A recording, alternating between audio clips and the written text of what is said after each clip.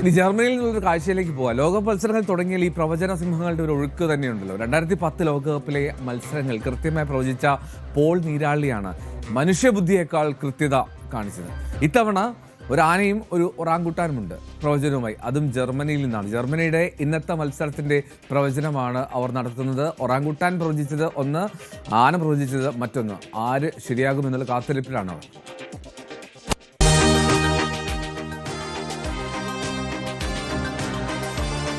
ഒരു വയസ്സിന്റെ മുഖഭാവത്തോടെ നീന്തി നടന്ന് പ്രവചനങ്ങൾ നടത്തിക്കൊണ്ടിരുന്ന പോൾ നീരാളിയെ ഫുട്ബോൾ ആരാധകർ മറക്കാനിടയില്ല.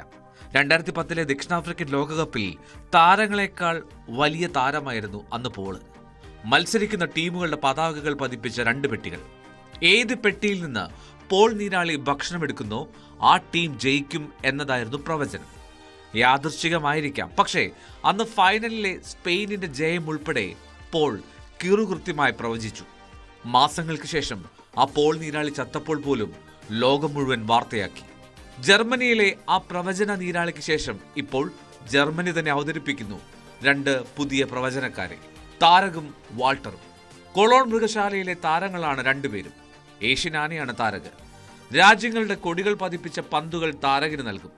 ഏത് പന്തിൽ ചവിട്ടുന്നുവോ ആ ടീം ജയിക്കുമെന്നാണ് മൃഗശാല അധികൃതർ പറയുന്നത്. ജർമ്മനി കുറസാവോ മത്സരത്തിന്റെ പ്രവചനമാണ് ആദ്യം നോക്കിയത്. കൃത്യമായി ജർമ്മൻ പതാകയുള്ള പന്ത് തന്നെ ചവിട്ടി പൊട്ടിച്ചിട്ടുണ്ട് താരകൻ.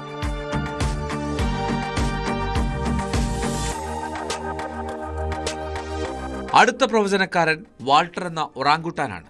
വാൾട്ടറിന് ഭക്ഷണം നിറച്ച 2 പെട്ടികളാണ് നൽകുന്നത്.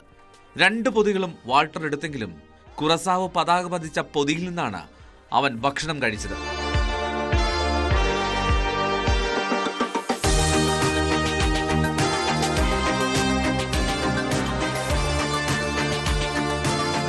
രണ്ടുപേരും 2 പ്രവചനങ്ങൾ നടത്തിയ സാഹചര്യത്തിൽ കൊളോൺ മൃഗശാല അധികൃതർ കാത്തിരിപ്പിലാണ്.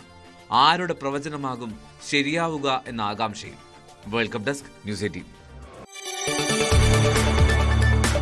കൂടുതൽ വാർത്തകൾക്ക് news 18 Keralam YouTube channel subscribe ചെയ്യുക.